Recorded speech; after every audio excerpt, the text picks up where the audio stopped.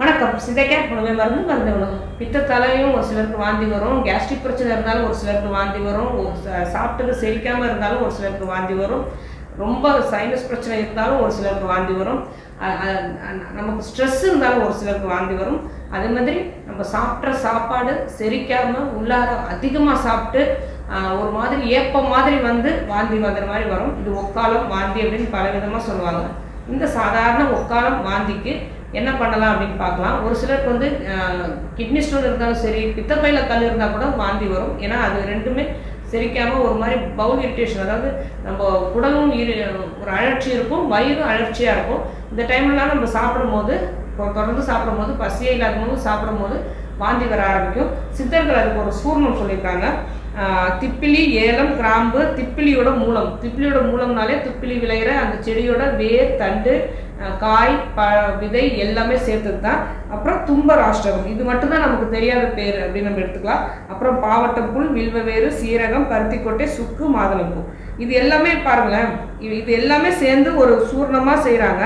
இதை வந்து காலையிலையும் மாலையிலையும் சர்க்கரை, தேன் எல்லாம் கூட்டி செய்து ஒரு சூர்ணமாக செய்து வச்சுக்கிட்டு குழைச்சி சாப்பிடும் போது ஒரு ஸ்பூன் மட்டும் சாப்பிட்டுட்டே வரும்போது நமக்கு இந்த ஒக்காலம் கலந்த வாந்தி வந்து நின்றுடும் அப்படின்னு சொல்கிறாங்க. ஒக்காலம் கலந்த வாந்தி நிற்கணும் அப்படின்னு நம்ம நினைக்கும் போது சித்த மருத்துவர் அன்னைக்கு இந்த மாதிரி சூர்ணங்கள் வாங்கி சாப்பிடலாம். அவங்களே நிறைய மருந்துகள் ப்ரெஸ்கிரைப் பண்ணுவாங்க. அதை நம்ம சாப்பிட்டே இருக்கும்போது இந்த பவுல் இரிட்டேஷனும் சரி, ஸ்டொமக்கோட இரிட்டேஷனும் சரி, இதனால் வர வாந்தியும் ஒக்காலமும் சொல்கிற மாதிரி உள்ள எல்லா பிரச்சனையும் தீர்ந்துடும். ஆனால் இந்த பிரச்சனை வராமல் இருக்கிறதுக்கு நமக்கு சாப்பிட்ற சாப்பாடு நல்லா ஜீரணமாகறதுக்கும் நம்ம வெளியே சாப்பிட்ற சாப்பாட்டில் உள்ள நஞ்சுகள்லாம் போகணும் அப்படின்னு நினச்சாலே இந்த ஏலம், கிராம்பு, திப்பிலி, சீரகம், சுக்கு, மாதுளம்பூ, இது எல்லாமே நமக்கு தெரிந்த வகை.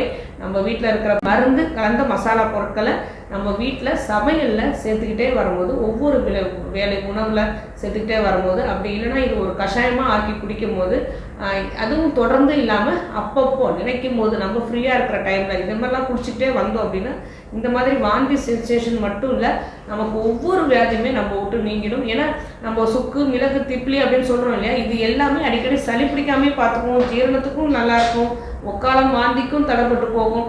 அதனால தான் சொல்கிறோம், நம்ம உணவில் மருந்து பொருட்களை வாசனை பொருட்களாக நினைக்காம, அது ஒரு மசாலா பொருட்களாக நினைக்காம மருந்து பொருளாக நினச்சி ஒரு ஸ்வீட் செஞ்சாலும் அதில் கொஞ்சமாக சுக்கோ, பச்சை கற்பூரமோ இதெல்லாம் சேர்ந்து சாப்பிடும் போது அது சீக்கிரமாக செரிமானமும் ஆகும், வாந்தி சென்சேஷனும் நமக்கு வராது. அதனால தான் ஒவ்வொரு முறையும் சொல்கிறது, நம்ம வீட்டிலேயே நமக்கு உணவோடு கலந்த மருந்து இருக்குது, மருந்தோடு கலந்த உணவும் இருக்குது. அதனால் இதை நம்ம பின்பற்றிட்டு வந்தாலே ஒரு நோயில்லா வாழ்வு நமக்கு காத்துட்ருக்கு. ஆரோக்கியமாக வாழ்வோம். இதில் எதை பற்றி பேசணும்னு நினச்சாலும் சரி, தாராளமாக கமெண்ட் பண்ணுங்கள். உங்களுக்கு எந்த நோயாக இருந்தாலும் சித்தாய்க்கார அனுப்புங்க.